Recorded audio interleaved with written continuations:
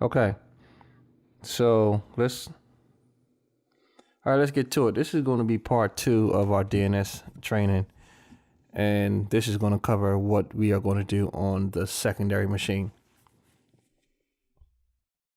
So just a quick note to pay attention to: the master DNS or the master machine, the host name of that machine is Sean, and the IP address is 10.1.12.149.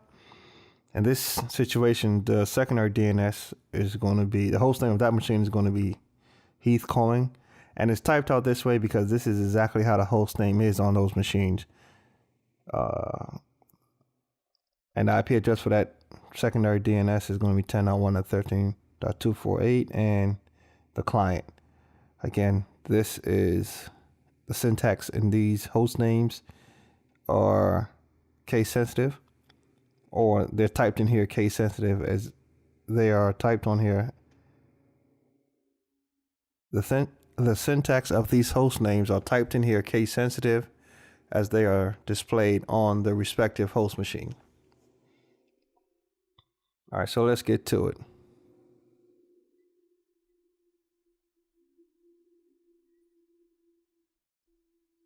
So currently, as you can see, I am on the master DNS or the primary machine. So we are going to log into the secondary machine,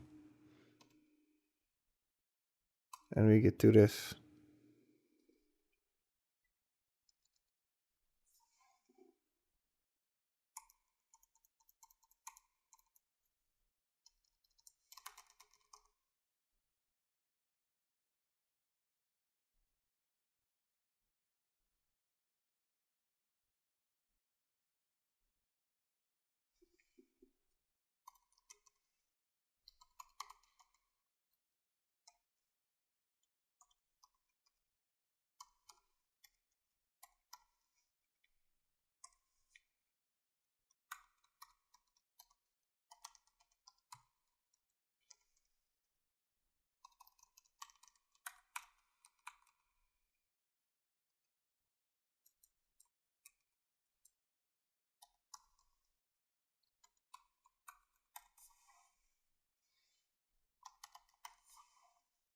Okay, as you can see, we are now logged into the secondary DNS, secondary machine.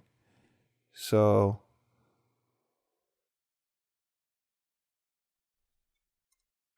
as you can see, we are logged into the secondary machine. As you can see, we're logged into so as you can see, we are logged into the secondary machine, which corresponds with what we had on our list. And one thing I want to show you before we get into the secondary DNS, I'm going to SSH into the host, the primary machine. And while I'm in here, I just want to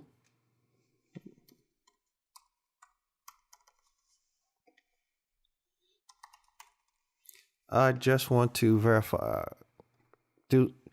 want to run a step that I did not run. I just want to run a step that I did not run at the end of the first video. So we ended the last video by conducting the test for DNS configurations and the zone files that they were all correct, which they were. And what I did not do was test the DNS server. And I purposely did not test the DNS server there so I can do it in this video just to go back to the host machine. I purposely did not test the DNS server in the first video so I can do it now. So it will make me go back to the master DNS instead of just jumping right into client DNS. And also in that video, the IP addresses and the master DNS and the secondary DNS and the client machines were all different. So that's why I didn't do it then. So now that you've seen the master and secondary and client machines, what we're going to do is we're going to test the DNS server on the master. So the command is going to be dig space host name of the master DNS dot MTSIT class itclass.com. And this MTS itclass.com, remember, this replaces the MTS local in our documentation, and it's up and running. So this return means that the DNS is working on the master machine. Now this means we can jump on over to a secondary machine and prepare it for DNS. So I'm just going to exit out of this machine. We are back to our secondary machine. And the first thing we want to do, if you recognize this name of this host machine as the master in part 1, that is correct. But what I did was I erased everything in relation to DNS off this machine, and I used the other master because the master being used now was already done, and I just did not want to erase it, so I just used this one. This is like a test machine I have access to.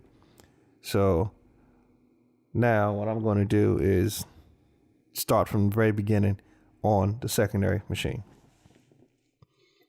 In the previous video, it did have DNS installed. I uninstalled it. I removed it. So I'm going to have to go through it all over again. So the command is going to be yum install bind.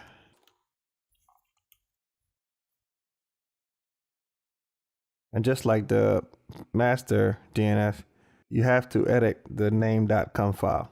So in the first video, I chose to edit the file after correction. In the first video, I chose to edit the file before I started the service. And that was done by design because some of the other students had issues with their files. They were started afterwards and get some failed errors.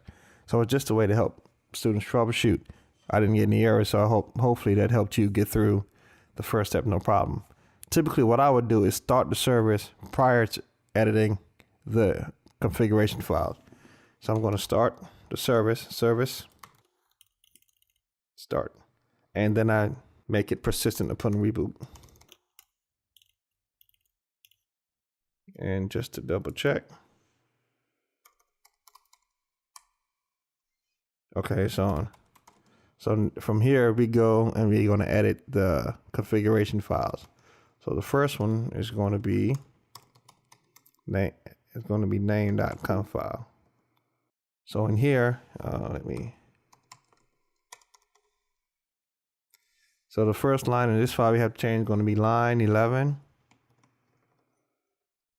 What we're going to do is we are going to add the IP address for the secondary machine. So it's going to be insert space. In this case, the IP address for the secondary machine is the machine that we're on. Semicolon at the end. And on line 17, we are going to add the IP range next to localhost. In this case, it's 10.1.12.0 ZDR24. Semicolon at the end. And then what we have to do after we add that, we're going to have to move down to, let's go on to the next page, Control F. Line 40 is where we are going to start to add the information that is not already in the file. So you all have the documentation. I'm just going to type it verbatim.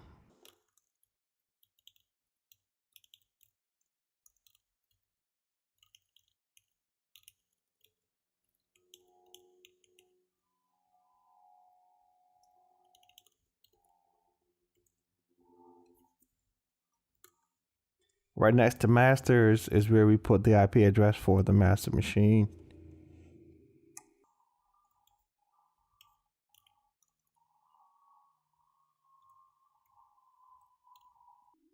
And this 12.1.10 is the IP range backwards using the first 3 out text only.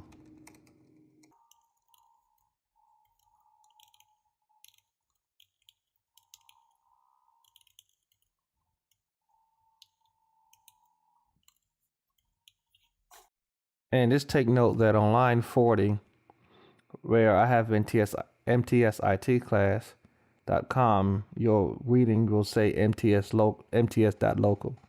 Just remember or take note that you have to replace the documentation that says MTS local to MTS itclass.com. All right, so now we're just going to save this file. So now the documentation says that the forward and reverse zones are automatically replicated from master DNS server. So we are going to just do a listing.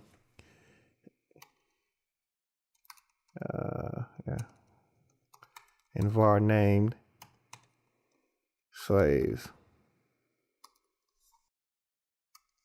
Nothing showed up.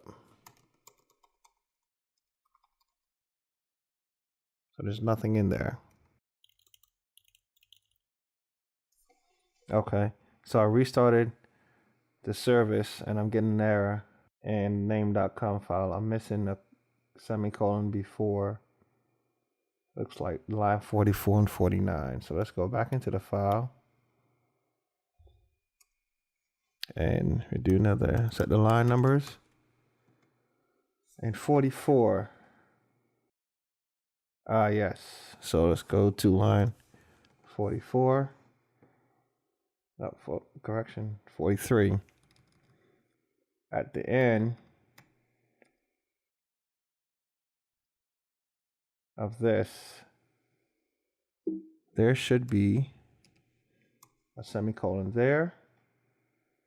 And if you go down to line 48, same thing here. A semicolon should be here.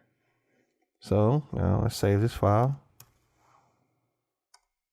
And let's do another listing. Var named slave. There's nothing there, so let's restart. Okay, so everything restarted. And let's do. Okay, so here they are. They automatically came over. So in this situation, I started the service before I configured the file, but it seems like you should configure the file first, then start the service. There isn't wrong by starting it first and then configuring it, or starting it and then turning it on and then configuring it. It's entirely up to you, your choice. But if you do start it first before you configure the file on the secondary DNS, you're going to have to restart it after you configure the file. So let's take a look into clear the screen.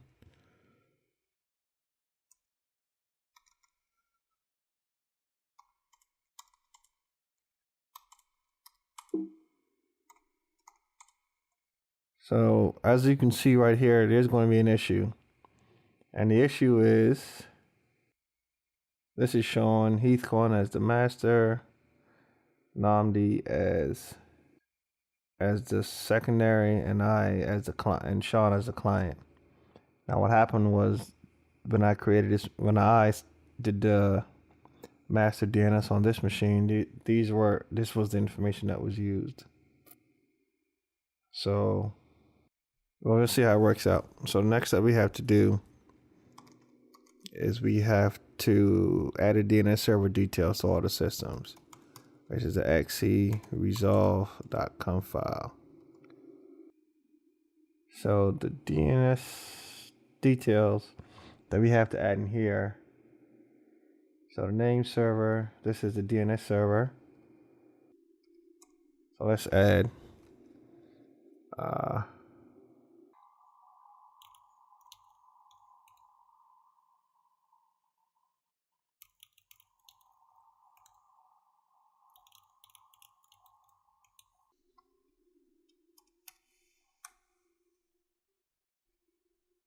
so now we added information to the resolve.conf file, and we are going to test the DNS server. So it's going to be dig as before, the master's DNS host name plus MTSIT class.com. And that is how you configure. I'll take a look through this first. Okay. And so let's do NS lookup. MTSIT class. And that's how you configure, and that's it. So the NS lookup returns the server, the DNS server, the address, the name, and the address to the DNS server name. And simple enough. So that's part 2. And the next video would be configuring the client side, which I will suspect will be a short video, relatively easy. In configuring the secondary DNS, there isn't much to it. You install it, you configure the name.com file, and the forward and the reverse files are automatically transferred over from the master, and you just have to go into the resolve.com file and add a couple more host names and IP addresses, and that's it. So that concludes this class, DNS part 2. Thanks for watching.